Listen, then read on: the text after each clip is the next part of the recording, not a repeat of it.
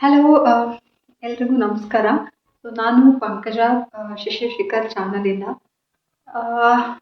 So ನಾನು ಇವತ್ತು ತುಂಬ ಒಂಥರ ಮಂಜುನಾಥ್ ಸ್ವಾಮಿ ನೆನಪು ತುಂಬಾನೇ ಕಾಡ್ತಾ ಇತ್ತು. ಧರ್ಮಸ್ಥಳ ಅಂದರೆ ನನಗೊಂಥರ ವೈಬು, ಅದು ಇವತ್ತಿಗೂ ಮರೆಯೋಕ್ಕಾಗಲ್ಲ. ಹಾಗಾಗಿ ಈ ಒಂದು ಬ್ಲಾಗನ್ನು ನಿಮ್ಮ ಹತ್ರ ಶೇರ್ ಮಾಡ್ಕೊಳ್ತಾ ಇದ್ದೀನಿ. ಅಂದರೆ ನನಗೊಂದು ಗಿಲ್ಟ್ ಇವತ್ತಿಗೂ ಇದೆ. ಏನು ಅಂತ ನಾನು ಮುಂದೆ ಹೇಳ್ತೀನಿ. ವಿಡಿಯೋನ ಕಂಪ್ಲೀಟಾಗಿ ನೋಡಿ ಯಾರು ಮಿಸ್ ಮಾಡಿದಾರ ಹಾಗೆ. ಸೊ ಏನಂದರೆ 2006 ನಾನು ಅವಾಗ ಸೆಕೆಂಡ್ ಇಯರ್ BCom ಡಿಗ್ರಿನಲ್ಲಿದ್ದೆ. BCom ಓದ್ತಾ ಇದ್ದೆ ನಾನಾಗ.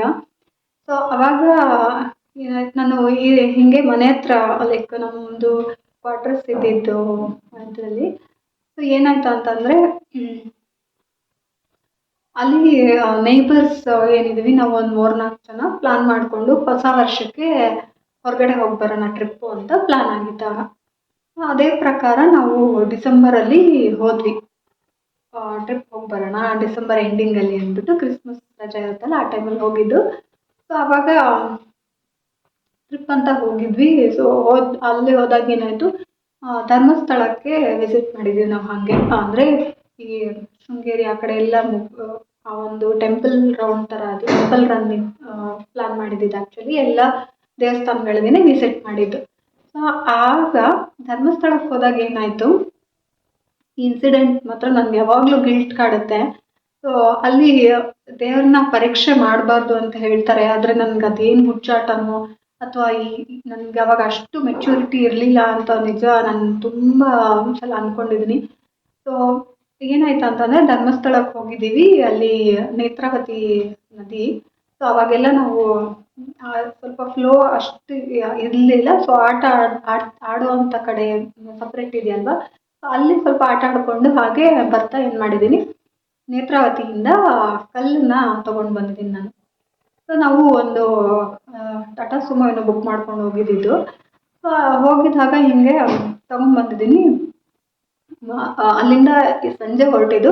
ಸೊ ಮಿಡ್ ನೈಟ್ ಕಾರ್ ಸಡನ್ನಾಗಿ ಎಂಜಿನ್ ಇದು ಆಫ್ ಆಗೋಯಿತು. ಏನಕ್ಕೂ ಗಾಡಿ ಮುಂದಕ್ಕೆ ಹೋಗ್ತಿಲ್ಲ, ಯಾರಿಗೂ ಗೊತ್ತಾಗ್ತಿಲ್ಲ. ಸೊ ಏನು ಮಾಡೋದು, ಅಲ್ಲಿ ನಿಯರೆಸ್ಟು ಯಾರಿಗಾದ್ರೂ ಹೇಳೋಣ ಅಂಥೇಳಿ ಅವರು ಡ್ರೈವರ್ ಎಲ್ಲ ಪಾಪ ಚೆಕ್ ಮಾಡಿದ್ರು, ಯಾರನ್ನೋ ಮೆಕ್ಯಾನಿಕ್ನು ಕರ್ಕೊಂಡು ಬಂದರು. ಅವನು ಬಂದ ಚೆಕ್ ಮಾಡ್ದೆ ಹೋದ. ಅವ್ನ ಲೈಕಿಗೆ ಗೊತ್ತಾಗ್ತಿಲ್ಲ ಏನಾಗಿದೆ ಅಂತ. ಗಾಡಿ ಇಲ್ಲೇ ನಾನು ತಳ್ಕೊಡ್ತೀನಿ ಹೆಲ್ಪ್ ಮಾಡಿ. ಸೊ ಇಲ್ಲೇ ಪೆಟ್ರೋಲ್ ಬಂಕ್ ಸ್ವಲ್ಪ ಹತ್ತಿರದಲ್ಲಿತ್ತು ಅಲ್ಲಿಗೆ, ಫಾರ್ಚುನೇಟ್ಲಿ. ಸೊ ಆ ಕಡೆ ಅಲ್ಲೇ ನಿಲ್ಲಿಸ್ಕೊಂಡು, ಇದು ನೈಟ್ ಹೆಂಗೋ ಇದು ಮಾಡ್ಕೊಳ್ಳಿ, ಬೆಳಗ್ಗೆ ನೋಡೋಣ ಅಂತ ಹೇಳ್ಬಿಟ್ಟು, ಬೆಳಗ್ಗೆ ಯಾರಾದರೂ ಸಿಕ್ಕಿದ್ರೆ ನಾನು ಕರ್ಕೊಂಬರ್ತೀನಿ ಅಂತ ಹೇಳ್ಬಿಟ್ಟು ಅವನು ಹೋದ ಮೆಕ್ಯಾನಿಕ್. ಹಿಂಗಾಯಿತು. ನೈಟ್ ನಾವು ಅಲ್ಲೇ ಇರಬೇಕಾಯ್ತು. ಸೊ ಕಾರ್ ಒಳಗಡೆ ನಮಗೆ ಏನು ಆಪ್ಷನ್ ಇರಲಿಲ್ಲ, ಕಾರಲ್ಲೇ ಹಾಗೆ ಕೂತಿದ್ದ ಕಡೆನೇ ನಿದ್ದೆ ಮಾಡ್ಕೊಂಡ್ವಿ. ಬೆಳಗ್ಗೆ ಆಯಿತು. ಸರಿ ಬೆಳಗ್ಗೆ ನೋಡೋಣ ಇನ್ನೊಂದ್ಸಲ ಅಂದ್ಬಿಟ್ಟು ಅವನಿಗೆ ಮೆಕ್ಯಾನಿಕ್ಗೆ ಫೋನ್ ಮಾಡಿದಾಗ ಮತ್ತೆ ಬಂದರು. ಮತ್ತೆ ಬಂದು ಬೇರೆ ಇನ್ನೊಬ್ರನ್ನ ಕರ್ಕೊಂಡ್ಬಂದ ಚೆಕ್ ಮಾಡ್ತಿದ್ದಾರೆ. ಏನಾಗಿದೆ ಅಂತ ಗೊತ್ತಾಗ್ತಿಲ್ಲ. ಸೊ ಎಲ್ಲ ಕರೆಕ್ಟಾಗಿದೆ, ಯಾಕೆ ಹಿಂಗೆ ಗಾಡಿ ಆಫ್ ಆಗಿದೆ ಅಂತ ಹೇಳ್ಬಿಟ್ಟು. ಆಮೇಲೆ ಒಂದು ಸರಿ ಅವರು 1 ಅವರ್ ಟ್ರೈ ಮಾಡಿದ್ರು, ವಾಪಸ್ ಹೊಟ್ಟೋದ್ರು. ಅವ್ರನ್ನು ಇನ್ನೊಬ್ರು ಬಂದಿದ್ದವ್ರನ್ನು ಕೂಡ ಏನೂ ಆಗ್ತಿಲ್ಲ ಸರ್, ಗೊತ್ತಾಗ್ತಿಲ್ಲ ಏನಾಗಿದೆ ಅಂತ ಹೇಳ್ಬಿಟ್ಟು ಅಂತ. ನೋಡ್ತೀನಿ ಬೇರೆ ಯಾರಾದರೂ ಚೆಕ್ ಮಾಡ್ತೀನಿ ಅಂತ ಅಂದ್ಬಿಟ್ಟು ಹೋದ್ರು.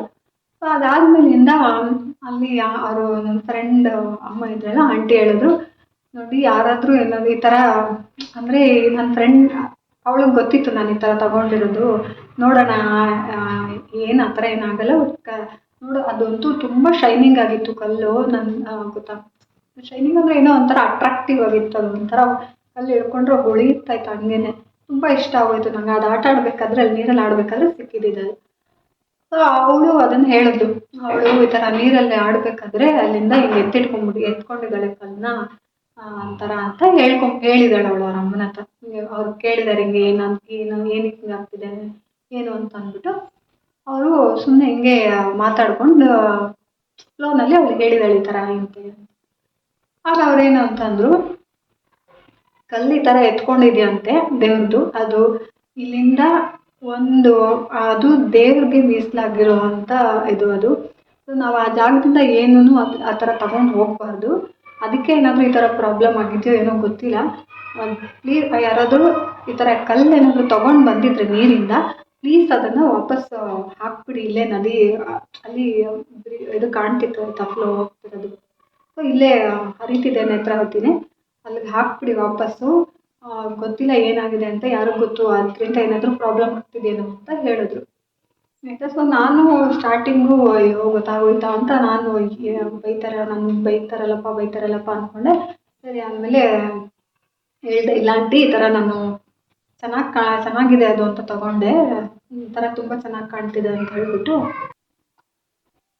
ಸೊ ಅದನ್ನು ನಾನೇನು ಮಾಡಿದೆ, ಓಕೆ ನನಗೆ ಏನೋ ಒಂದು ಕ್ಯೂರಿಯಾಸಿಟಿ, ಏನಾಗುತ್ತೆ ಏನೂ ಆಗಲ್ಲ ಅಂತ ತೊಗೊಂಡ್ಬಿಟ್ಟಿದ್ದೀನಿ ಅದನ್ನು. ಆ ಥರ ಹೇಳಿದ್ಮೇಲೆ ಆಂಟಿ ಹೇಳಿದ್ಮೇಲೆ ನೀರಿಗೆ ವಾಪಸ್ ಹಾಕ್ಬಿಟ್ಟೆ. ಅದಾದಮೇಲೆ ನನಗೆ ಒಂದು ಅದಾದಮೇಲೆ ಅನಿಸುತ್ತೆ ಕರೆಕ್ಟ್. ಸೊ ಅದಾದಮೇಲೆ ಏನಾಯಿತು, ಒಂದು 5-10 ನಿಮಿಷ ಈ ಥರ ಹಾಕಾದ್ಮೇಲೆ ಮತ್ತೆ ನಾನು ದೇವ್ರಿಗೆ ಕೈ ಮುಗಿದ್ಬಿಟ್ಟು ಅಲ್ಲೇ ನೀರ ಹತ್ರ ನಿಂತ್ಕೋ, ತಪ್ಪಾಯಿತು ಅಂತ ಹೇಳ್ಬಿಟ್ಟು ಅದನ್ನು ವಾಪಸ್ ನೀರಿಗೆ ಹಾಕ್ಬಿಡು ಅಂತ ಹೇಳಿದ್ರು. ನಾನು ಓಕೆ ಅಂತ ಅಂದ್ಬಿಟ್ಟು, ನನಗೆ ಅವಾಗ ಅದೆಲ್ಲ ಒಂಥರ ನಂಬಿಕೆ ಇಲ್ಲ ಅಷ್ಟಾಗಿ.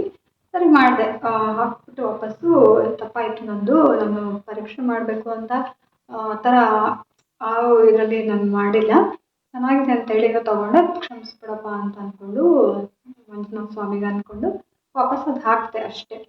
ಅದು ಹಾಕಿ ಒಂದು 5 ನಿಮಿಷ ಬಿಟ್ಬಿಟ್ಟು ಅವ್ರು ಏನಂದ್ರು, ಆಂಟಿ ಇವಾಗ ಇನ್ನೊಂದ್ಸಲ ಅವ್ರಿಗೆ ವೆಯ್ಟ್ ಮಾಡ್ತಾಯಿದ್ರು, ಅವರು ಮೆಕ್ಯಾನಿಕ್ ಎರಡನೇವ್ರು ಇಬ್ಬರು ಬಂದು ಹೋಗಿದ್ರಲ್ಲ, ಸೊ ಅವ್ರು ಮತ್ತೆ ಯಾರನ್ನಾರು ಇದ್ರೆ ಕೇಳ್ತೀನಿ ಅಂತ ಹೇಳಿದ್ರಲ್ಲ, ಸೊ ಡ್ರೈವರ್ ವೆಯ್ಟ್ ಮಾಡ್ತಿದ್ರು ಅವ್ರಿಗೆ ಅಂತ.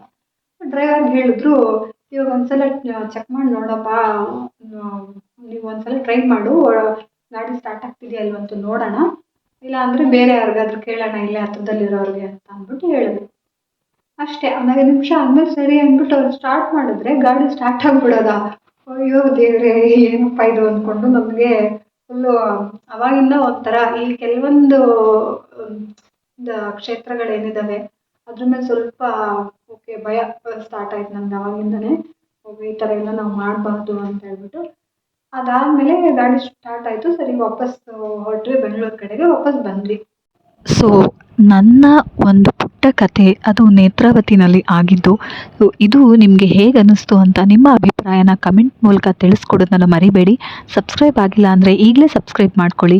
ನಮ್ಮ ವೀಡಿಯೋಸ್ನ ಹೀಗೆ ನೋಡ್ತಾ ನಮಗೆ ಇನ್ನೂ ಎಂಕರೇಜ್ ಮಾಡ್ತಾ ಇರಿ ಅಂತ ಹೇಳ್ತಾ ಮತ್ತೆ ಮುಂದಿನ ವ್ಲಾಗಲ್ಲಿ ಸಿಗ್ತೀನಿ. ಅಲ್ಲಿವರೆಗೂ ಧನ್ಯವಾದಗಳು.